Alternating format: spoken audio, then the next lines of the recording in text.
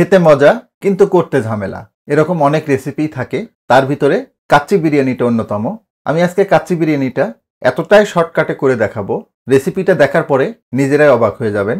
তবে স্বাদের বেলায় কিন্তু কোনো কম্প্রোমাইজ হবে না। শর্টকাটে হলেও একদম অথেন্টিকভাবে করে দেখানোর চেষ্টা করব। আশা করব রেসিপিটা আপনারা অনেক এনজয় করবেন। কাচ্চি রান্নার শুরুতেই এর মশলাটা আমরা রেডি করে নিব। এটাও কিন্তু খুবই গুরুত্বপূর্ণ একটা পার্ট। একটা গ্রাইন্ডারে 10-12টা লবঙ্গ নিয়ে নিচ্ছি 10-12টা এলাচ, দুটো কালো এলাচ বা বড় এলাচ, একটা জয়ফলের 4 ভাগের 1 ভাগ, একটা জয়ত্রীর 4 ভাগের 1 ভাগ। এখন দিব স্টার অ্যানিস বা তারা মশলা। এটা খুব ঝাঁঝালো মশলা। এটা আমি 3 ভাগের 1 ভাগ দিয়ে দিচ্ছি। তবে এটার ব্যাপারে একটু বলবো, যে কোনো ধরনের বিরিয়ানি রান্নায় এই মশলাটা ব্যবহার করবেন। আর এই জন্যই কিন্তু এটাকে বিরিয়ানি ফুলও বলা হয়ে থাকে। হাফ টেবিল চামচ কালো গোলমরিচ দিয়ে দিচ্ছি 3 টুকরা দারুচিনি, একটা তেজপাতা দিয়ে দিচ্ছি। সবগুলো মশলা না ভেজে গুঁড়ো করে নিব। যে পাতিলে কাচ্চিটা রান্না করব সেই পাতিলে মাংসটাকে ম্যারিনেট করে নিচ্ছি। মাংসগুলো দিয়ে দিচ্ছি। দেখুন আমি কিন্তু একটু বড় সাইজ করে কেটে নিয়েছি। কাচ্চি রান্নায় মাংসের সাইজটা একটু বড় করে নেবেন, তাতে টেক্সচারটা খুবই সুন্দর আসবে। আমি এখানে 1.5 কেজি বিফ নিয়েছি, তবে আপনারা বিফের পরিবর্তে মাটন কিংবা ল্যাম্ব দিয়েও করতে পারবেন। হাফ টেবিল চামচ ধনিয়ার গুঁড়া দিয়ে দিচ্ছি হাফ টেবিল চামচ জিরার গুঁড়া, 1 টেবিল চামচ শুকনা মরিচের গুঁড়া, আদা বাটা দিচ্ছি 1.5 টেবিল চামচ আদা বাটা দিয়ে দিলাম। দিচ্ছি রসুন বাটা, রসুন বাটাটাও 1.5 টেবিল চামচ দিয়ে দিলাম। স্বাদ মতো লবণ দিয়ে দিচ্ছি, আমি 1.5 টেবিল চামচ মতো দিয়ে দিলাম। শুরুতে যে মশলাটা গুঁড়ো করে নিলাম সেটা দিয়ে দিচ্ছি 1 কাপ টক দই, পেঁয়াজের বেরেস্তা দিয়ে দিব। সাউন্ডটা শুনেই বুঝতেছেন কোন লেভেলের পেঁয়াজের বেরেস্তা। পেঁয়াজের বেরেস্তা রেসিপির লিঙ্কটা ডেসক্রিপশন বক্সে দেওয়া থাকবে, আপনারা দেখে নিতে পারেন। 1 কাপ মতো পেঁয়াজের বেরেস্তা দিয়ে দিলাম। কাচ্চি রান্নায় কাঁচা পেঁয়াজটাকে অ্যাভয়েড করবেন। হাত দিয়ে খুব ভালোভাবে মেখে নিতে হবে। এটা হাত দিয়েই মাখিয়ে নেবেন, যেহেতু কাচ্চি রান্নায় পরবর্তীতে আর নাড়াচাড়ার স্কোপ থাকে না, এজন্য মশলাগুলোকে খুব ভালোভাবে মাংসগুলোর সাথে মাখিয়ে নেবেন। আমরা তেল দিব, তবে একদম শেষে ম্যারিনেট করব তেল ছাড়াই। এই অবস্থায় মাংসটাকে জাস্ট আধা ঘন্টা মতো আমরা রেস্টে রেখে দিব। এখন রাইসগুলোকে প্রসেস করে নিব। এজন্য একটা পাতিলে 2 লিটার পানি নিয়ে পানিটাকে খুব ভালোভাবে ফুটিয়ে নিয়েছি। এখন এখানে দিয়ে দিচ্ছি হাফ চা চামচ শাহি জিরা,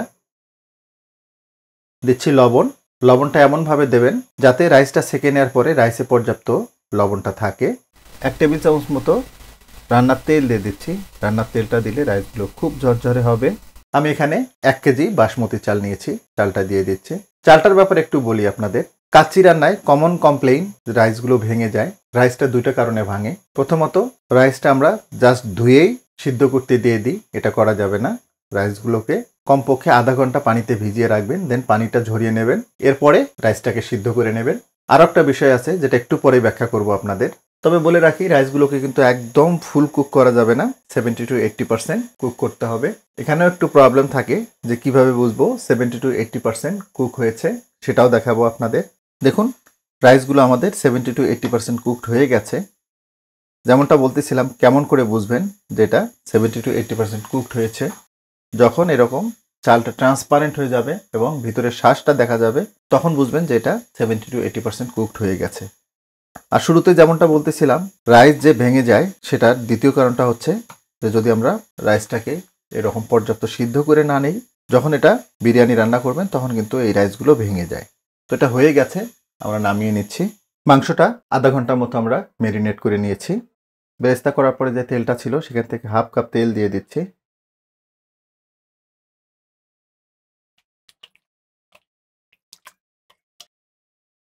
এখন এতে দিব আলু।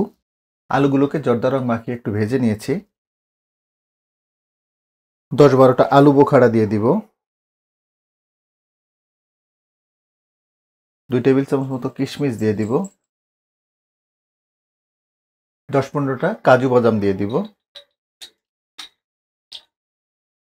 উপর দিয়ে আরেকবার একটু বেরেস্তা দিয়ে দিব। রাইসের লেয়ার দিয়ে দিব।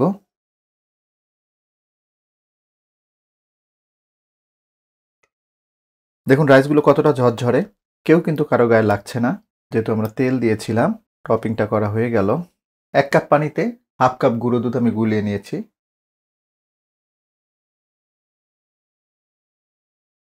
এক চা চামচ গোলাপ জল দিয়ে দিচ্ছি। দিচ্ছি হাফ চা চামচ কেওড়া জল। কিছুটা জর্দা রং পানিতে আমি গুলিয়ে নিয়েছি, এটা জাস্ট কালারের জন্য।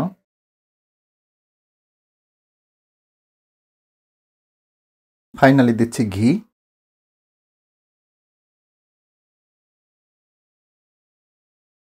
এক টেবিল চামচ মতো ঘি দিয়ে দিলাম। উপর দিয়ে একটু বেরেস্তা দিয়ে দিচ্ছি।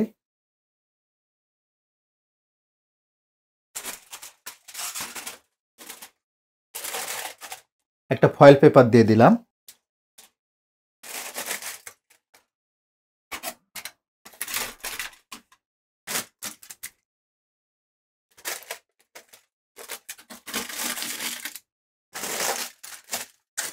হাতের কাছে ফয়েল পেপারটা না থাকলে একটু ময়দা গুলিয়ে মুখটা সিল করবেন। বাস, এটা হয়ে গেছে। এখন চুলার জালটাকে জ্বালিয়ে দিব। প্রথম 5 মিনিট কাচ্চিটাকে আমরা হাই হিটে রান্না করে নিব। প্রথম 5 মিনিট কাচ্চিটাকে হাই হিটে রান্না করে নিলাম। এখন এটাকে দমে বসাবো। তবে এর জন্য আজকে আমি একটা তাওয়া ব্যবহার করছি, আর তাওয়াটাকে পাশের চুলে আমি প্রিহিট করে নিয়েছি। এখন এই পাতিলটাকে তাওয়ার উপরে বসিয়ে দিব। দেখুন চুলার জালটাকে কিন্তু আমি একদম নিভু নিভু করে দিয়েছি, যেটা দমে রাখার জন্য খুবই জরুরি। তাওয়াটা গরম হয়েছিল আমাদের। একদম লো হিটে কাচ্চিটাকে স্ট্রেট 1 ঘন্টা মতো আমরা দমে রাখবো। তবে এর ভিতরে কোনো অবস্থাতে কিন্তু ঢাকনা খোলা যাবে না। একদম লো হিটে কাচ্চি বিরিয়ানিটাকে 1 ঘন্টা আমি দমে রেখেছিলাম। এইবার একটু দেখি কেমন হলো। চুলাটা বন্ধ করে দিয়েছি। দেখুন কতটা ঝরঝরে। দেখুন কতটা চমৎকার হয়েছে। একটু পরিবেশন করে দেখাই এর ফাইনাল লুকটা কেমন আসলো। একদম ঝরঝরে রাইস।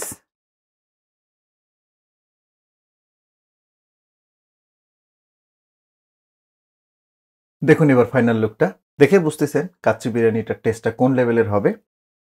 যেমনটা বলতেছিলাম, দেখুন রাইসগুলো একদম আস্ত আস্ত, কোনোটা কিন্তু ভাঙেনি। আর দেখুন খুব চমৎকারভাবে সিদ্ধ হয়ে গেছে। একইভাবে মাংসগুলো খুব চমৎকারভাবে সিদ্ধ হয়ে গেছে। আশা করব কাচ্চি বিরিয়ানির এই রেসিপিটা আপনাদের অনেক ভালো লাগবে। আর ভালো লাগলেই কিন্তু আমার সার্থকতা। যদি একটু হলেও ভালো লেগে থাকে তাহলে রিকোয়েস্ট করব লাইক, শেয়ার এবং কমেন্ট করার জন্য। আর আপনি আমার চ্যানেলে নতুন হয়ে থাকলে রিকোয়েস্ট করব আমার চ্যানেলটাকে সাবস্ক্রাইব করার জন্য। তো আজকে এ পর্যন্তই। আল্লাহ হাফেজ।